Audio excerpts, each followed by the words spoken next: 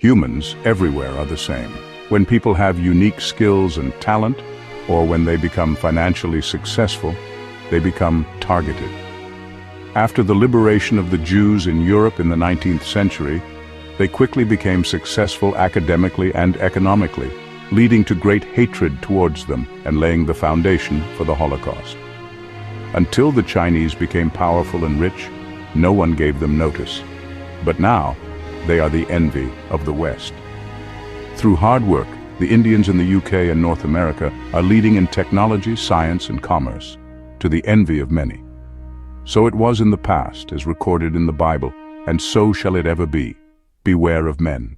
What makes people, some people, hate Jews so much? The hatred of Jews is called anti-Semitism, and for many years I have been wondering why they are hated so much. I know the Arabs hate them because they see them as rivals to Islam in the Middle East and would want them out of Palestine. I know the Catholics started the Inquisition to mainly target and eliminate Jews, Muslims, and other non-Christians from Europe, especially in Spain and Iberia. From the 1390s, the Jews in Spain were mercilessly persecuted for just being Jewish. Yet, the main driver of anti-Jewish sentiment in Europe during the 19th and 20th centuries was not mainly religious in nature. Indeed, prior to the 20th century, Jews were forced to live in ghettos or separate areas, banned from mingling with the people, owning land, or doing certain jobs in Europe. Anti-Semitism, or hatred for Jews, was spearheaded and entrenched by the Catholic Church, who first started targeting and killing Jews in the Middle and Medieval Ages. The Church established the Inquisition, and especially in Spain and Iberia, it was ruthless in arresting and killing millions of Jews just for their faith.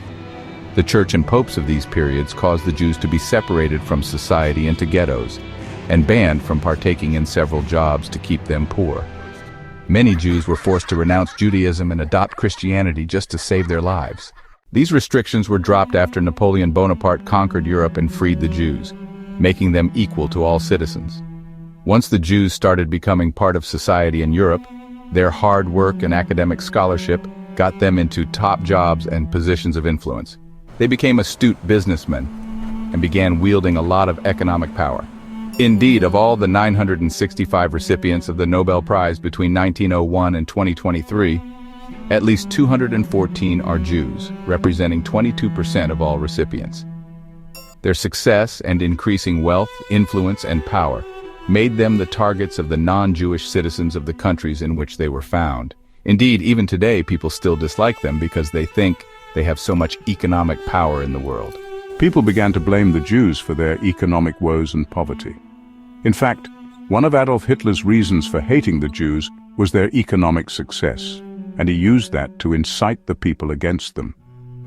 Most of the popular German scientists and Nobel laureates were Jews, including the popular Albert Einstein. When the Chinese and Indians were very poor, nobody cared about them or respected them. Now, when the Chinese are doing so well and even threatening the power base of the Western world, the Europeans and Americans are envious of them. Yet the hard work and persevering spirit of the Japanese, Koreans, Chinese, and Indians are the major reasons why they are becoming rich and influential.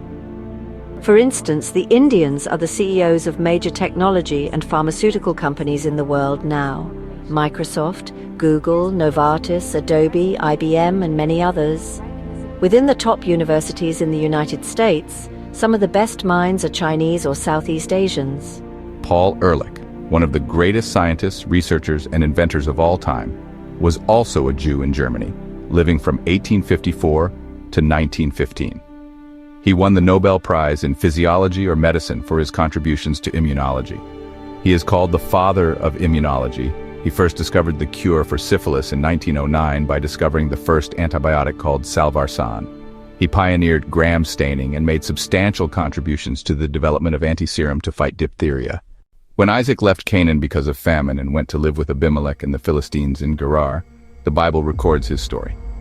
Isaac sowed in that land and received in the same year an hundredfold. And the Lord blessed him.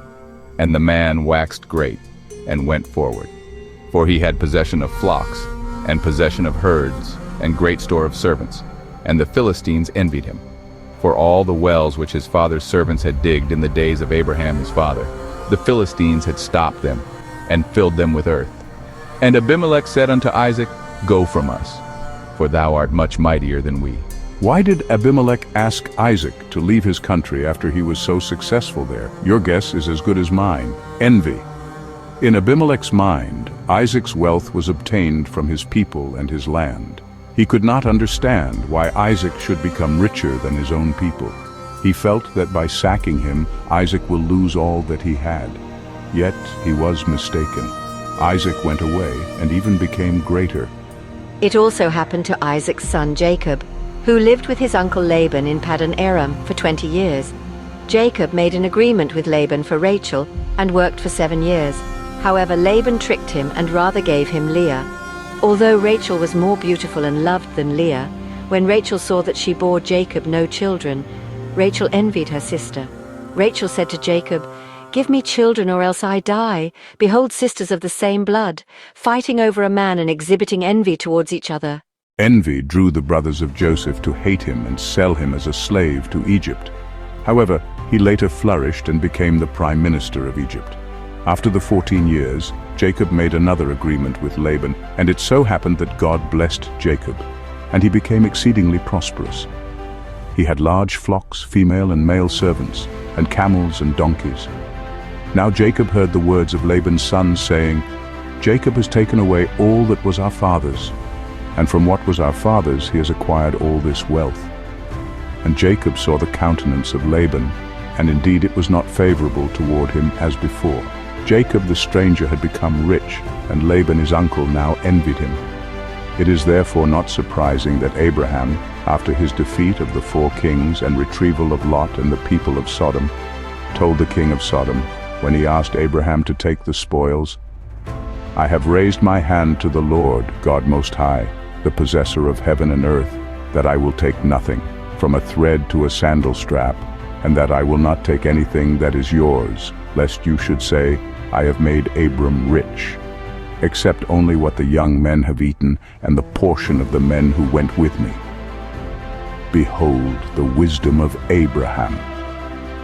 He rejected the offer, lest they should at some point say that it is their spoils that made him rich.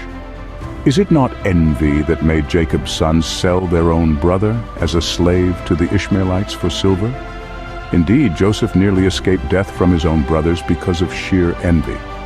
David was hated by his brethren because he was preferred before them. Haman was so consumed by envy for Mordecai and the Jews that he determined to destroy them all until Queen Esther intervened. Jesus was hated for what? The leaders saw him as a threat to their power and dominance. He was seen as drawing the people away from the Jewish leaders unto himself. In order to maintain their dominance and power over the people, they plotted to kill him. If you are a gifted and talented person with unique skills, or if you are successful than your peers in whatever you do, then you will surely understand the evil of envy and how toxic it can be. Even among your closest friends and family, should you become better than they in any or all aspects of life, be sure that they will rise against you and try all means to bring you down. J. Robert Oppenheimer, the American scientist with Jewish roots who spearheaded the development of the atomic bomb, was later persecuted by the same country he helped. Sadly, this persecution was with the support of his closest colleagues. He was stripped of his dignity and integrity. I have experienced envy, so I understand what it means, and the extent people can go just to bring you down for being better than they are. Success indeed breeds envy. Therefore, do not think that all people will be happy for you when you are successful.